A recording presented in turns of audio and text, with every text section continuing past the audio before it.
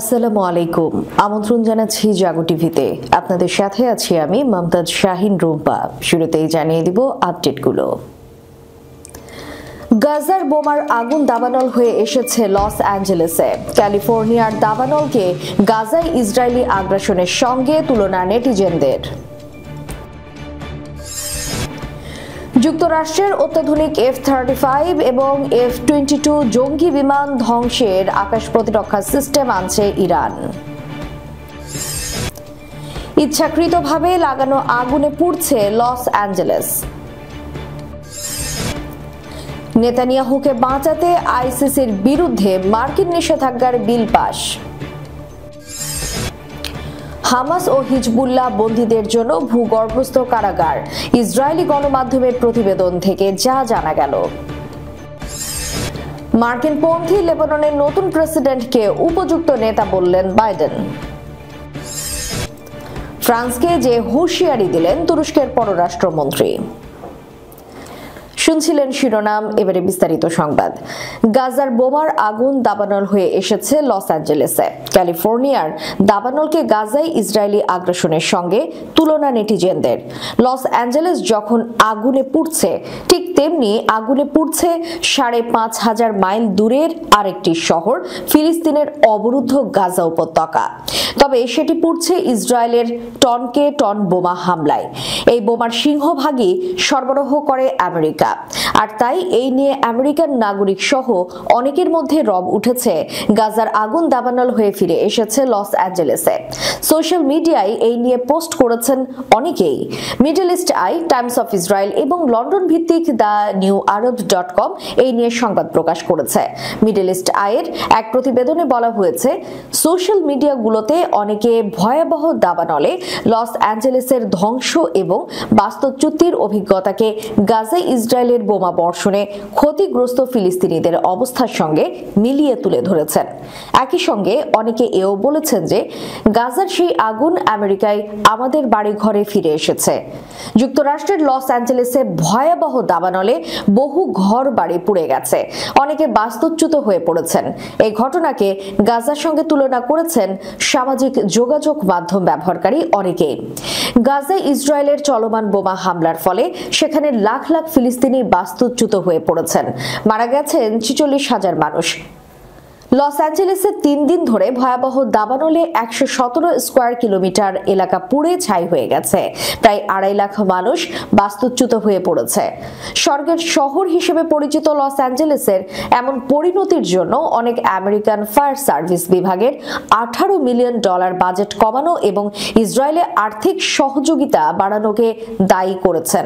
গত সপ্তাহে বাইডেন প্রশাসন ইসরায়েলে $৮ বিলিয়ন মূল্যের অস্ত্র পাঠানোর পরিকল্পনার কথা জানিয়েছে। ফিলিস্তিনের সাংবাদিক আহমেদ এলদিন এক্সপোস্টে বলেন, লস অ্যাঞ্জেলেসের ফায়ার বিভাগের জন্য $১৭.৬ মিলিয়ন বাজেট কমানো হয়েছে। অন্যদিকে ইসরায়েলের $২৩ বিলিয়ন অস্ত্র পাঠিয়েছে যুক্তরাষ্ট্র। সামাজিক যোগাযোগ মাধ্যম ব্যবহারকারীদের অনেকে আবার লস অ্যাঞ্জেলেসের দাবানল এবং গাজায় ইসরায়েলি আগ্রাসনে ক্ষতিগ্রস্ত ফিলিস্তিনিদের নিয়ে সমবেদনা প্রকাশের ক্ষেত্রে পার্থক্য খুঁজেছেন। তারা বলেছেন, দাবানলে ক্ষতিগ্রস্তদের প্রতি যেভাবে সমবেদনা প্রকাশ করা হচ্ছে, ইসরায়েলি হামলায় ক্ষতিগ্রস্ত ফিলিস্তিনিদের ক্ষেত্রে তার বিপরীত দেখা যাচ্ছে। জাতিসংঘের ত্রাণ সংস্থা জানিয়েছে, ইসরায়েলি হামলায় ১৯ লাখ ফিলিস্তিনি বাস্তুচ্যুত হয়েছে। যুক্তরাষ্ট্রের অত্যাধুনিক F-35 এবং F-22 জঙ্গি বিমান ধ্বংসের আকাশ প্রতিরক্ষা সিস্টেম আনছে ইরান। তেহরান শীঘ্রই নতুন ব্যালিস্টিক ক্ষেপণাস্ত্র বিধ্বংসী রাডার সিস্টেম পরীক্ষা ও উন্মোচন করবে বলে খবর দিয়েছে দেশটির একজন সিনিয়র সেনা কর্মকর্তা। তিনি এ সম্পর্কে বলেছেন, নিঃসন্দেহে এই সিস্টেম সামরিক ক্ষেত্রে শত্রুর হিসাব কিতাবে বড় ধরনের পরিবর্তন আনবে। কমান্ডার দাউদ শেখিয়ান এ প্রসঙ্গে বিস্তারিত ব্যাখ্যা দিয়ে বলেছেন, যুক্তরাষ্ট্রের অত্যাধুনিক F-35 এবং F-22 জঙ্গি বিমানকে রাডারের মাধ্যমে শনাক্ত করা খুব কঠিন, কিন্তু ইরানের স্থানীয় সক্ষমতা এবং বিমান প্রতিরক্ষার সামগ্রীর ব্যাপক অগ্রগতির আলোকে এইসব বিমান শনাক্ত করার ব্যাপারে আমরা সক্ষমতা অর্জনের কাছাকাছি রয়েছি। তিনি এ প্রসঙ্গে নয়দেই নামক ইরানের ক্ষেপণাস্ত্র প্রতিরক্ষা ব্যবস্থার সাফল্য তুলে ধরে আরও বলেছেন, ইরানের 3 খোরদাদ ও দেজফুল নামক বিমান প্রতিরক্ষা সিস্টেমগুলোর পাশাপাশি এই সিস্টেমটি বিমান প্রতিরক্ষা মহড়ায় দেখিয়ে দিয়েছে যে ইরানের বিমান প্রতিরক্ষা ধ্বংসের ইসরায়েলি দাবি মিথ্যা। সম্প্রতি ইরানের সশস্ত্র বাহিনীগুলোর সামরিক মহড়ায় বিমান প্রতিরক্ষা ব্যবস্থার নানা ইউনিটের অনুশীলন চালানো হয় এবং এতে ইরানের সশস্ত্র বাহিনী কল্পিত শত্রু হিসেবে ভূমিকা রাখে। অন্যদিকে ইসলামী বিপ্লবী গার্ড বাহিনী বিমান প্রতিরক্ষা বাহিনী হিসেবে ভূমিকা রেখেছে। মহানবী 19 শীর্ষক এই মহড়ায় আত্মঘাতী ড্রোনের হামলা প্রতিরোধের কৌশল অনুশীলন সহ নানা গুরুত্বপূর্ণ কৌশল অনুশীলন করা হয়েছে বলে জানান শেখিয়ান। ইচ্ছাকৃতভাবে লাগানো আগুনে পুড়ছে লস অ্যাঞ্জেলেস। যুক্তরাষ্ট্রের ক্যালিফোর্নিয়া অঙ্গরাজ্যে লস অ্যাঞ্জেলেসে ছড়িয়ে পড়েছে অনিয়ন্ত্রিত আগুন। ভয়ঙ্কর দাবানলে শহরের পৃথক স্থানে দাবানলে এখন পর্যন্ত কমপক্ষে 10,000-এর বেশি বাড়িঘর এবং অন্যান্য অবকাঠামো পুড়ে গেছে। সেই সঙ্গে প্রাণ গেছে 10 জনের। গত মঙ্গলবার রাতে ইটন এলাকা থেকে আগুনের সূত্রপাত ঘটে। এরপর আরো কয়েকটি এলাকায় ছড়িয়ে পড়লে এটি নিয়ন্ত্রণের বাইরে চলে যায়। আগুনের সূত্রপাত হওয়া এলাকা ইটনে পুড়েছে 13,000 একর জমি। এছাড়া প্যালিসেডে পুড়েছে 19,000 একর জমি। তবে প্রাথমিকভাবে আগুন কিভাবে লাগলো তা নিয়ে ধোঁয়াশা দেখা দিয়েছে। ন্যাশনাল ফায়ার প্রোটেকশন অ্যাসোসিয়েশনের মতে যুক্তরাষ্ট্রে আগুনের সবচেয়ে সাধারণ উৎস হলো বজ্রপাত। তবে তদন্তকারীরা এবারের আগুনের পেছনে বজ্রপাতকে কারণ মানতে নারাজ। এপি বলছে, পূর্ব লস অ্যাঞ্জেলেসের ইটন, প্যালিসেড কিংবা আশপাশে ভূখণ্ডে বজ্রপাতের কোনো খবর পাওয়া যায়নি। দেশটিতে দাবানলের আরো 2টি সাধারণ কারণের মধ্যে রয়েছে ইচ্ছাকৃতভাবে আগুন লাগানো এবং ইউটিলিটি লাইন থেকে ছড়িয়ে পড়া আগুন। তবে এখন পর্যন্ত ইচ্ছাকৃতভাবে অগ্নিসংযোগের কোনো আনুষ্ঠানিক ইঙ্গিত পাওয়া যায়নি বলে জানিয়েছে এপি। সেই সঙ্গে ইউটিলিটি লাইনগুলোকেও কারণ হিসেবে চিহ্নিত করা হয়নি। 2017 সালের ক্যালিফোর্নিয়ায় থমাস ফায়ার নামক দাবানলে রাজ্যের ইতিহাসে বৃহত্তম ক্ষতি হয়েছিল। তদন্তে দেখা গেছে দক্ষিণ ক্যালিফোর্নিয়া এডিসনের বিদ্যুৎ লাইন থেকে ছড়িয়ে পড়েছিল এই আগুন। উচ্চ বাতাসের সময় কোনো কিছু বিদ্যুৎ লাইনের সংস্পর্শে এসেছিল। সেই দাবানলে 1140 বর্গ কিলোমিটারেরও বেশি পুড়ে যায়। বিশেষজ্ঞরা বলছেন, ধ্বংসাবশেষ পোড়ানো এবং আতশবাজিগুলো দাবানলের উৎপত্তির সাধারণ কারণ, কেননা অতীতে দুর্ঘটনা সহ অসংখ্য সূত্র থেকেও আগুন লাগার নজির রয়েছে। এদিকে ইটন এবং প্যালিসেডের দাবানল নিয়ন্ত্রণহীনভাবে এখনো জ্বলে যাচ্ছে। বাতাস স্তব্ধ হলেও আগুনের লেলিহান শিখা মাইলের পর মাইল শুকনো ভূদৃশ্যের মধ্য দিয়ে চলে গেছে।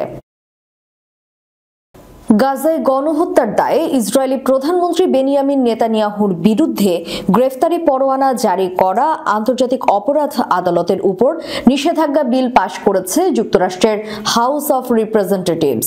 সংবাদ মাধ্যম আল জাজিরার প্রতিবেদনে বলা হয়েছে, মার্কিন প্রতিনিধি পরিষদে ইসরায়েলের প্রধানমন্ত্রী বেনিয়ামিন নেতানিয়াহু এবং দেশটির সাবেক প্রতিরক্ষা মন্ত্রী ইয়োভ গালান্তের বিরুদ্ধে গ্রেফতারি পরোয়ানার পাল্টা জবাব হিসেবে আন্তর্জাতিক অপরাধ আদালতের বিরুদ্ধে নিষেধাজ্ঞা বিল পাশের পক্ষে ভোট দিয়েছেন আইন প্রণেতারা। মার্কিন আইন প্রণেতারা 243 থেকে 140 ভোটে অবৈধ আদালত প্রতিক্রিয়া আইন পাশ করেন, যা আইসিসির কোনো কর্মকর্তা বা হেগকে সমর্থনকারী যে কোনো সংস্থার বিরুদ্ধে নিষেধাজ্ঞার আহ্বান জানাবে। নিষেধাজ্ঞার মধ্যে ভিসা বাতিল বা প্রত্যাহার এবং মার্কিন সম্পত্তি লেনদেন নিষিদ্ধ করাও অন্তর্ভুক্ত রয়েছে। একই সঙ্গে যুক্তরাষ্ট্র ও তার মিত্রদের সুরক্ষিত ব্যক্তির বিরুদ্ধে তদন্ত, গ্রেফতার, আটক বা বিচারিক কার্যক্রমে অগ্রসর হওয়ার চেষ্টা করবে তাদের বিরুদ্ধে এই আইন কাজ করবে। 198 জন রিপাবলিকানের পাশাপাশি 45 জন ডেমোক্রেট আইন প্রণেতা এতে সমর্থন দিয়েছেন। বিলটি এখন সিনেটে যাবে।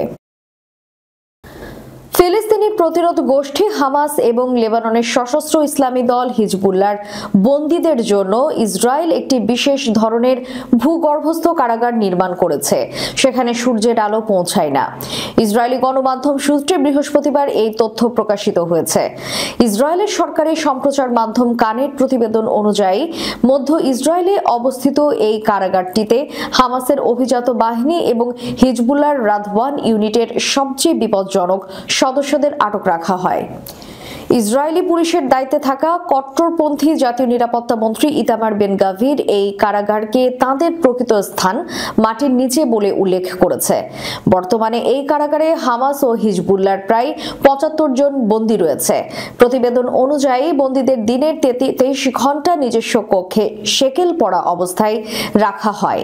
মাত্র ১ ঘন্টার জন্য তাদেরকে একটি ছোট বদ্ধ আঙ্গিনায় বের করে দেওয়া হয়, যেখানে কোনো সূর্যালোক প্রবেশ করে না। কক্ষে তাদের জন্য একটি ম্যাট্রেস এবং সীমিত খাবার সরবরাহ করা হয়। এই কারাগারে আটক বন্দীরা দীর্ঘমেয়াদে মুক্তি পাওয়ার সম্ভাবনা ক্ষীণ। যুক্তরাষ্ট্র সমর্থিত লেবাননের সেনাপ্রধান জোসেফ আউন দেশটির প্রেসিডেন্ট নির্বাচিত হয়েছে। পার্লামেন্টের ২ দফা ভোটাভুটির পর তাকে জয়ী ঘোষণা করা হয়েছে। বৃহস্পতিবার বিকেলে ১২৮ আসনের পার্লামেন্ট থেকে ৯৯ ভোট পেয়ে প্রেসিডেন্ট নির্বাচিত হন আউন। এরই মধ্যে জোসেফ আউনকে স্বাগত জানিয়ে একটি বিবৃতি দিয়েছেন মার্কিন প্রেসিডেন্ট জো বাইডেন। তিনি বলেছেন, যুদ্ধবিধ্বস্ত দেশের জন্য সেনাপ্রধান হলেন উপযুক্ত নেতা। বাইডেন বলেন, প্রেসিডেন্ট আউনের প্রতি আমার আস্থা আছে। আমি দৃঢ়ভাবে বিশ্বাস করি জোসেফ আউনি এই সময়ের জন্য লেবাননের উপযুক্ত নেতা। তিনি আরো বলেন, ইসরায়েল হিজবুল্লাহ যুদ্ধবিরতি তত্ত্বাবধানে আউন গুরুত্বপূর্ণ ভূমিকা পালন করবেন। এছাড়া মার্কিন পররাষ্ট্রমন্ত্রী অ্যান্টনি ব্লিংকেন আউনের নির্বাচনকে একটি ঐতিহাসিক মুহূর্ত বলে অভিহিত করেছে। ২০২২ সালের অক্টোবরে মিশেল আউনের মেয়াদ শেষ হওয়ার পর থেকে ভূমধ্যসাগরীয় দেশটিতে কোনো প্রেসিডেন্ট ছিল না। হিজবুল্লাহর আন্দোলন এবং বিরোধীদের মধ্যে উত্তেজনার ফলে আগের ১ ডজন ভোট ভেস্তে গেছে। এক প্রতিবেদনে সিএনএন জানিয়েছে, ওয়াশিংটন ও রিয়াদের ঘনিষ্ঠ সম্পর্ক রয়েছে জোসেফ আউনের। নির্বাচনেও তার পক্ষে সমর্থন আদায়ের জন্য সৌদি আরব ও যুক্তরাষ্ট্র জোরালো প্রচেষ্টা চালিয়েছে। শুক্রবার তুরস্কের পররাষ্ট্রমন্ত্রী হাকান ফিদান বলেছেন, ফ্রান্সকে সিরিয়া থেকে তার জঙ্গি নাগরিকদের ফিরিয়ে নিতে হবে। তার দাবি, সিরিয়ার উত্তর পূর্বাঞ্চলে আঙ্কারা কুর্দি যোদ্ধাদের বিরুদ্ধে সামরিক পদক্ষেপের হুঁশিয়ারি দিচ্ছে। সেখানে ওয়াশিংটনই তাদের একমাত্র মধ্যস্থতাকারী। পররাষ্ট্রমন্ত্রী হাকান ফিদান বলেন, শক্তিশালী বাশার আসাদের পতনের পর তুরস্কের একমাত্র লক্ষ্য হলো সিরিয়ায় স্থিতিশীলতা নিশ্চিত করা। তুরস্কের দৃষ্টিতে কুর্দির নেতৃত্বাধীন সিরিয়ান ডেমোক্রেটিক ফোর্সেসও শত্রু তালিকায় রয়েছে। যদিও যুক্তরাষ্ট্রের দাবি, এসডিএফ গত ১ দশক ধরে আইএস জঙ্গিদের বিরুদ্ধে লড়াই করছে। মার্কিন যুক্তরাষ্ট্রের সাথে কাজ করছে, তবে তুরস্ক এই গোষ্ঠীটিকে তাদের শত্রু কুর্দিস্তান ওয়ার্কার্স পার্টির সাথে যুক্ত বলেই মনে করে। ফলে সেখানে মুখোমুখি অবস্থায় রয়েছে তুরস্ক ও যুক্তরাষ্ট্র। তুরস্কে পিকেকে কয়েক দশক ধরে বিদ্রোহ চালিয়ে আসছে। তুরস্ক এবং যুক্তরাষ্ট্র উভয়ই একে সন্ত্রাসী সংগঠন হিসেবে বিবেচনা করে। যুক্তরাষ্ট্র বর্তমানে এই অঞ্চলে তুর্কি আক্রমণ প্রতিহত করার জন্য আলোচনার নেতৃত্ব দিচ্ছে। তুর্কি পররাষ্ট্রমন্ত্রী বলেছেন, আমাদের একমাত্র প্রতিপক্ষ হলো যুক্তরাষ্ট্র।